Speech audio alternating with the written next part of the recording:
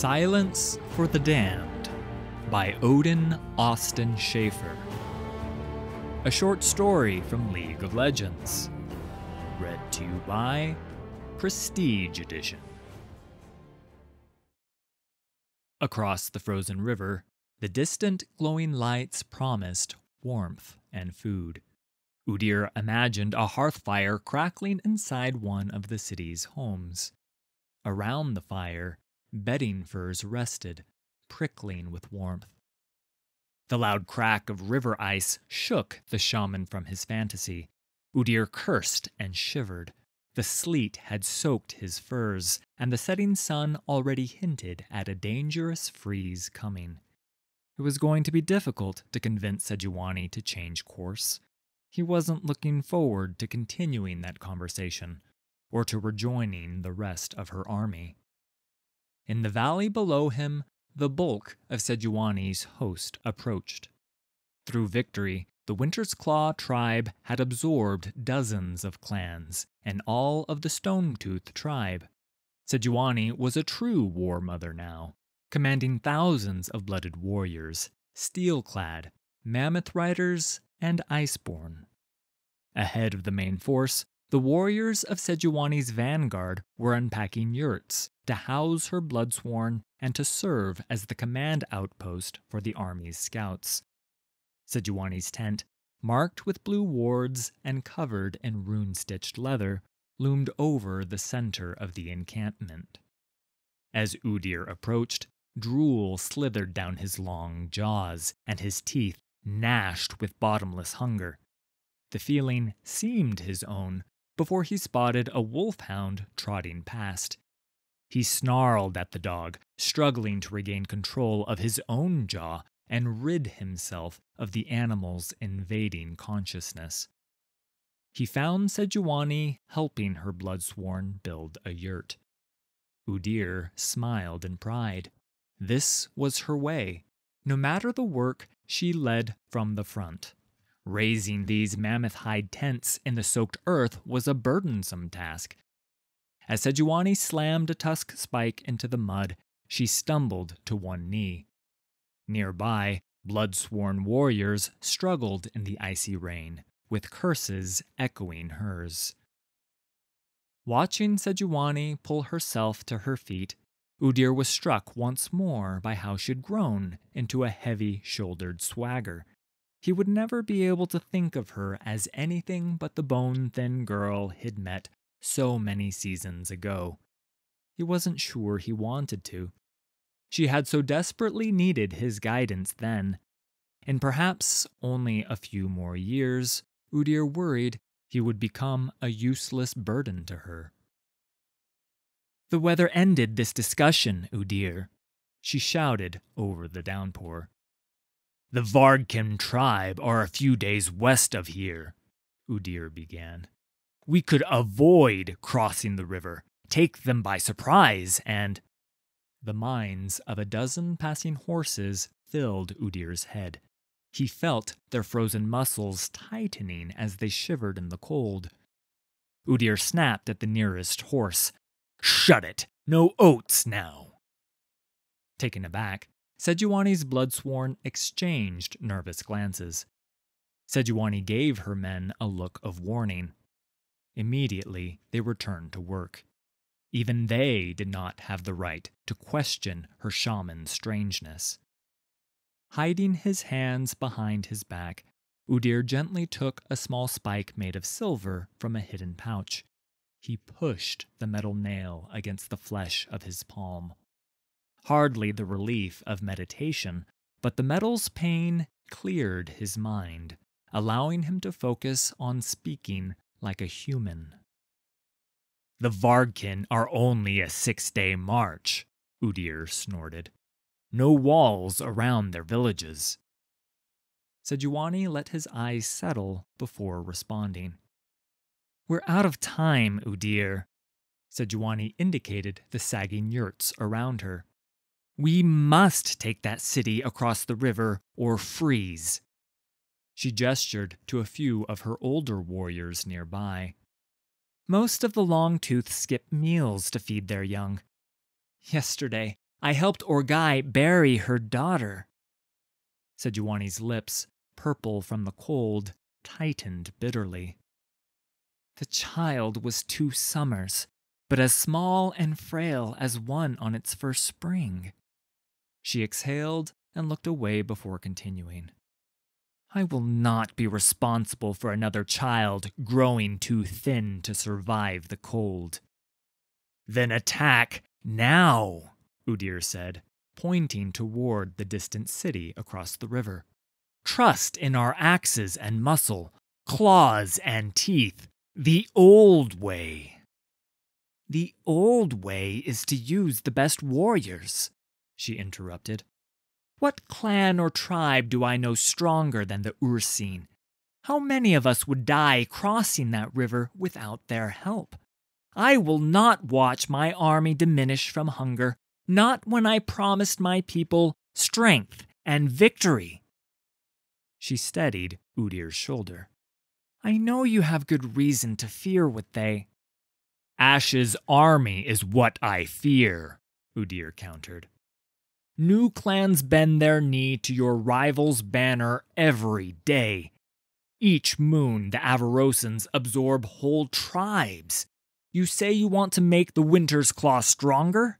If we work with the Ursine, there will be no thralls, no warriors to be reborn as clan kith. The Lost Ones won't stop until they kill every living thing in that town. Our name is Winter's Claw. They are our kin, she explained. I called this war, and we stop when The Ursine do not obey. More than the pain from the silver he held, it was Udir's certainty that finally cleared his mind. His voice lowered. Their bloodlust spreads like a sickness. It will consume us. I have valued your advice my whole life, Sejuani said, as she considered his words. But we must overwhelm that city tomorrow, she concluded. You've beaten odds worse than this. Udir lost his train of thought as the consciousness of boars, horses, wolves, men, and Ulnuk flowed through him. He fought against it, knowing this would be his last chance to change her mind. Sejuani, he said finally.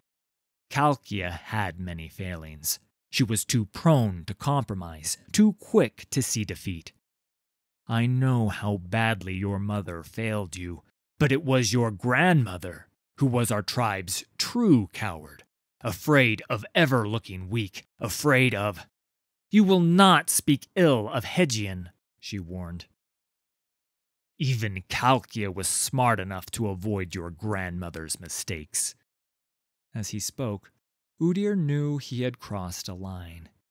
Was it a mistake for Hegian to take me from mother? Sejuani's eyes flashed in anger. Would it be better if I became a southern cow, like my mother? Should I have laid on a throne as she did, my legs open and my belly full of mead? Worthless in a fight, unworthy of ruling, Sejuani stated coldly. The only mistake my grandmother made was tolerating my mother's rule. Hegian raised you for her own ambitions, and I honor her for that. Any closeness and deference Sejuani had shown Udir was gone. I will call the Lost Ones. You may help negotiate with the Ursine, or you may rot in this storm. Udir's hopes sank.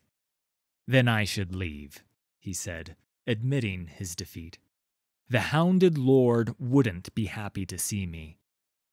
And Udir had no desire for that unhappy reunion either. Sejuani's face transformed, softening before she gave a cunning smile. No, she grinned. That's exactly why I need you with me, old friend. Above him, the song tree's leaves were the color of blood.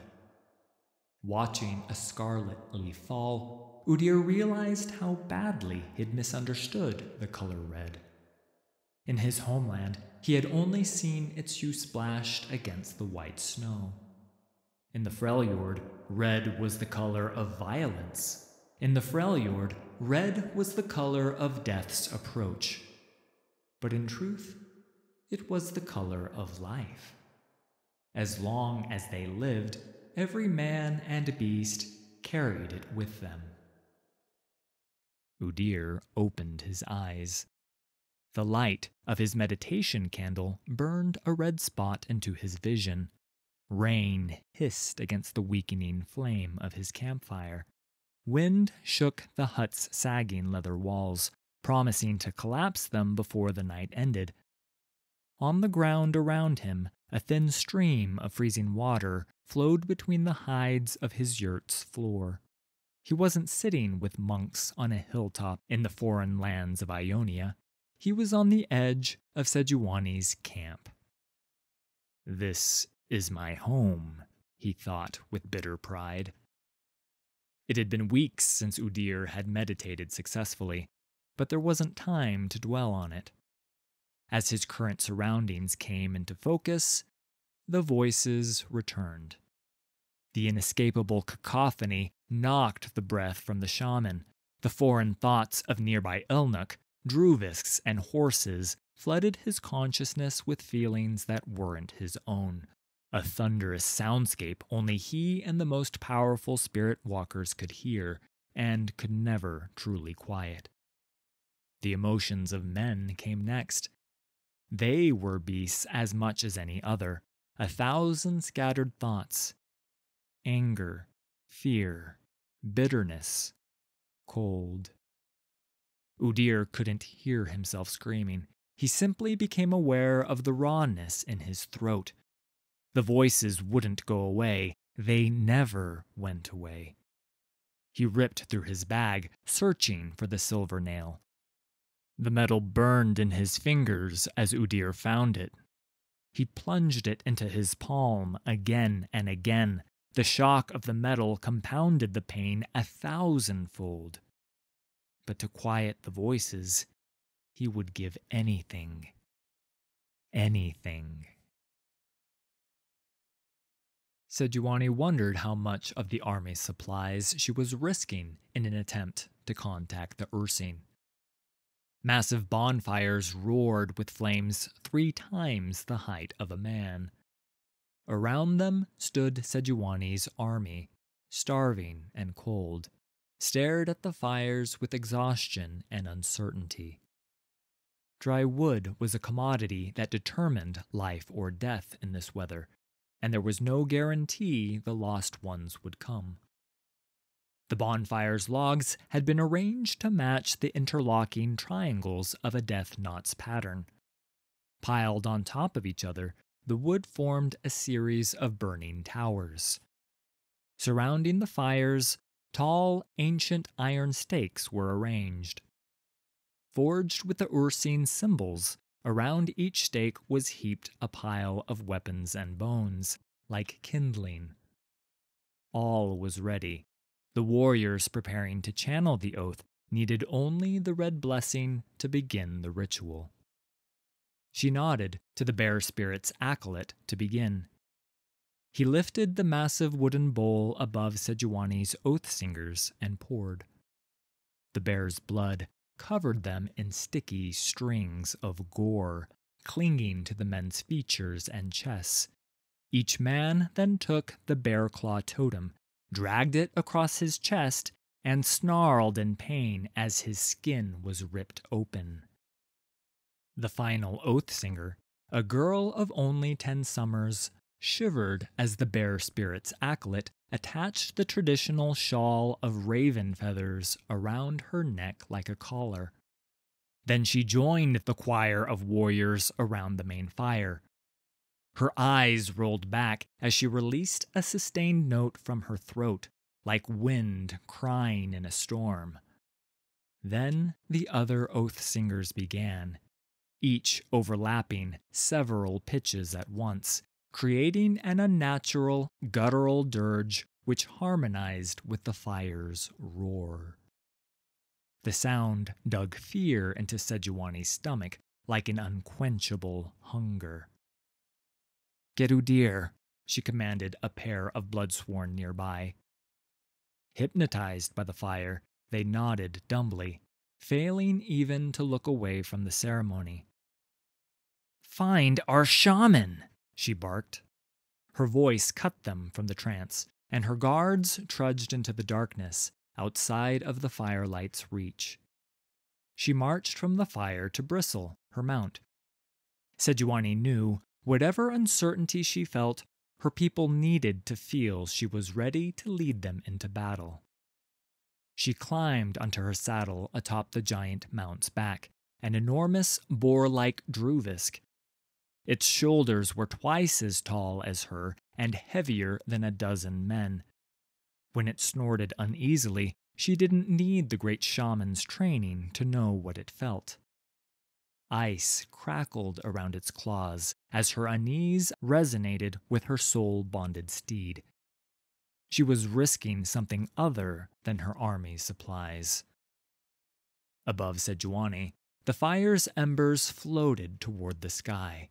Pinpricks of flickering light danced upward and pointed to an approaching storm. Distant lightning flashed, briefly illuminating the wall of ferocious clouds boiling toward her. In the face of this huge maelstrom, she felt as small as a child. The first lightning bolt smashed into an iron stake with a crack. Sejuani leaned forward in her saddle and ran her fingers through Bristle's dark, wiry fur. To a horse or some lesser mount, Sejuani would have lied and uttered soothing words. Instead, she whispered, "I don't like it either. But now, everything depends on the great shaman." Morning never came. Churning black clouds blocked the sun's return. Udir shuddered in the cold. The rains had frozen overnight. The frost on his leggings resisted his every move. His mind twitched and wandered uncontrollably. Too many creatures, too many men, surrounded him, and the clamor of their misery howled in his mind. Sejuani had arranged her forces in the twin horn formation at the edge of the woods lining the riverside. The camps and hearth-bound warriors stood on the hill behind her frontline troops. Awaiting the arrival of the Ursine tribe, everyone in her host had their weapons drawn and ready. Blooded warriors smashed shields, drums sounded. This was the way of the Freljord. You proved yourself a friend before either side sheathed arms. Tiny sparks of static electricity began crackling across the Winter's Claw's armor, swords, and axes. Udir watched as the tribe's warriors reacted to this alien thing, arcing and jumping across their weapons. He could feel their fear. At the front of her army, Sejuani threw off her cloak with a flourish, no doubt to remind her tribe that their war mother was a true Iceborn. Battle was the only warmth she needed. Ice magic was in her blood. The army cheered. Udir followed her to the edge of the forest. The features of his face stretched, transformed. Fangs formed, became tusks, then twisted back into an approximation of his own features. Waves of hair formed and cascaded across his skin, covering him in fur, before reversing like waves in an inlet, reacting to some unknown tide. He growled, jabbered, and drooled. Suddenly, Udir's eyes widened. "They've come." A silence swept over everything. The first of the Ursine slipped out from between the black forest trees without a sound. Savages, with their skin stained brown by blood, their hair matted with filth. Some were naked, others wore bear hides or the rotting remains of clothes. Next came the beasts, bears mostly, of various sizes and colors. Some breeds Udir knew, others he'd never seen before. They were spirit walkers trapped in the form of the unrelenting bear. Men who had forgotten they were men. Then came the monsters. They were strange amalgamations of bears and other creatures, things of legends, dreams, and folklore. They had all been men once too, but now, so consumed by the true spirit, they had passed beyond what the normal animals looked like. The largest of them, a huge bear-like thing, lumbered out of the forest. Where its head should have been, a decayed elk skull rested on a mane of black feathers. Eyes glowing with blue fire, it opened its jaws to reveal a child's face inside its maw. Then the child opened its own mouth too, spewing a foul brown liquid. Other nightmares followed it from the woods, limping, crawling, and shambling forward. The Ursine assembled in a rough battle line across from Sejuani's army. They made no gesture to attack, spoke no words. They simply waited. Udir's ragged breaths slowed. His nervous jittering became a hypnotic sway. The pain in his hands dissolved. He recognized a few of the souls across the field from him. Pupils, masters, and former oath singers. Clan shamans he'd known in drink, warriors he'd known in battle. Little of their consciousness remained. Most had forgotten they were men. Some had rended their souls into the raw, singular emotion of the unrelenting bear spirit, an unchecked confidence bordering on rage. A man walked from between the trees, wearing only a great raven-feathered cowl and a bearskin cloak. The Hounded Lord. "I am Ursine. I come to bring the word of the Volibear," he announced. Udir remembered him from years before. Back then, he was Najak, a troubled boy and an untrained spirit walker of great potential. Udir's first pupil, now reduced to the voice of the Ursine. Even searching for it, pulling at the magic around him, Udir could find little sound coming from Najak's spirit or mind. That boy was gone. How deeply I failed you, Udir thought, remembering too late that the Najak could hear his mind as clearly as shouted words. "Cowardice is your true failure," the Hounded Lord snarled to answer Udir's thought. "You torture yourself by trying to control our gift, denying its true power." The wind howled briefly through the ice-covered trees behind him, sounding like ghostly chimes. "Why have you called us Winter's Claw?" "I ask for the strength of the Ursine," Sejuani intoned. "I ask you fight alongside my host, Hounded Lord." The young spirit walker turned his head from Udir to Sejuani without moving his lifeless eyes. "You ask wrongly. I am only the voice of the Volibear." "As his agent, I would take your oath as—" "I cannot speak for him. I am simply his instrument." The Hounded Lord interrupted her. He seemed to stare through Sejuani. "Our Lord walks with us." Udir felt its power before it appeared. The voices, the spirits in his mind from the men around him, which had endlessly plagued him, began to soften, even that of Sejuani standing beside him. The ring of her annoyed impatience faded away. The volley bear had come. In the forest behind Najak, the great black-leaf trees cracked and shook. Taller than a mammoth, it stepped out of the woods. Walls of muscle, each limb larger than a man, propelled the beast forward. Its broken, ancient armor of dark metal plates was caked brown by the dried gore of hundreds of battles. Broken weapons, rusted with age, jutted from its back and shoulders. One half of its face had been stripped of flesh, revealing oily bone, teeth, and horns. From its mouth, an unnatural black blood dripped. Its 4 eyes, impossibly ancient, alien, and pitiless, looked over Sejuani and Udir. As the bear spirit's avatar came closer, it was like the quiet at the center of a storm. Udir's focus became singular.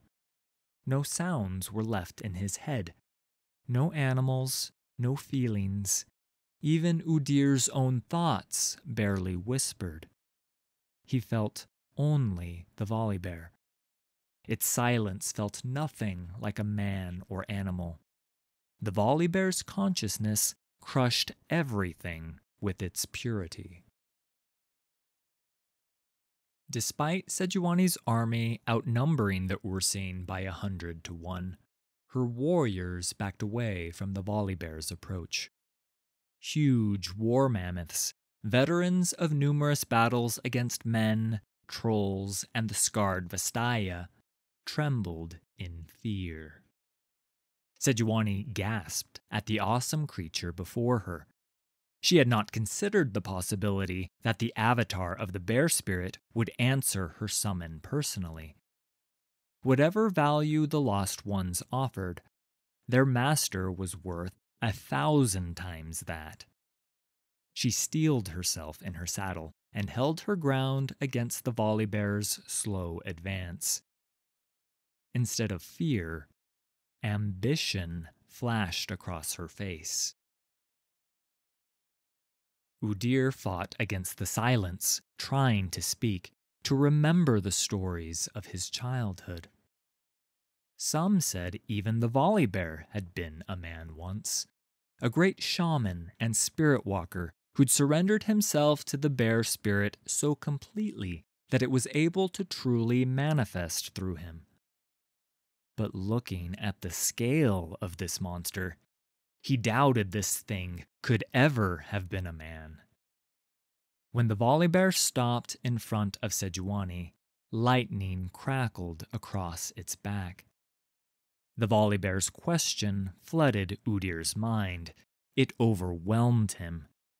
Udir felt as if the words were bursting from inside his eyes, ripping through his fingertips. What battle is worthy of us, war child? The voice reverberated from every Ursine and spirit walker on the field. Sejuani had watched as the hounded lord's eyes rolled backwards, then darkened to black pools before his head tilted back. Now the slight man spoke with a voice like an avalanche. It was as if a thunderstorm had taken control of his throat and shaped itself into those words. But what turned the War Mother in surprise was hearing Udir whisper the same question. Recovering quickly, Sejuani smiled, then answered with a voice both armies could hear.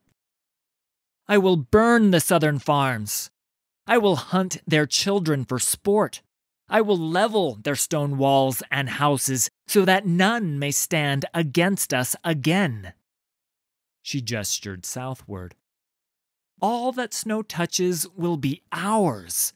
My name will be Fear, and our tribe will rule forever." For a moment, only the sound of Udir's cloak flapping in the wind followed her proclamation. Above her, the black clouds circled like a tempest. Ask for our strength, the voice said. With every ounce of his will, Udir reached into his bag. He pulled out his silver nail. The cold heat of the metal numbed his arm. If he could speak before Sejuani made the bargain, if he could make the human words come from his mouth, he had time. It wasn't too late. I ask for your strength, Sejuani replied, before her former mentor managed to force himself forward. But shaking and stiff-legged, he then stumbled between her and the great bear spirit. Udir dug the silver nail into his hand. He felt nothing as it passed through. No pain, not even the energy of the metal. He opened his mouth to speak, but found no words would come. Instead, the volley bear's consciousness shook him, forcing him to his knees. Whom do you offer as sacrifice? Udir and the Hounded Lord spoke with the spirit's voice. Udir closed his eyes and pictured the Ionian hill, the red leaves falling around him. That memory of learning meditation, learning to control his powers, seemed so hollow now. A faraway land he could never call home and would never see again. Then Udir remembered his return to the Freljord, meeting young Sejuani, and the years of watching her grow into a war mother under his tutelage. From outside his body, Udir heard his voice crack in effort. She makes no pledge to you, bear spirit. He swallowed as he pushed himself toward the monstrous creature. We offer only the war, and it's dead. The volley bear roared in anger. The force of its howl pushed Udir back toward Sejuani as the beast's spell broke. Sejuani had hunted ice worms alone. She had tied her hair into a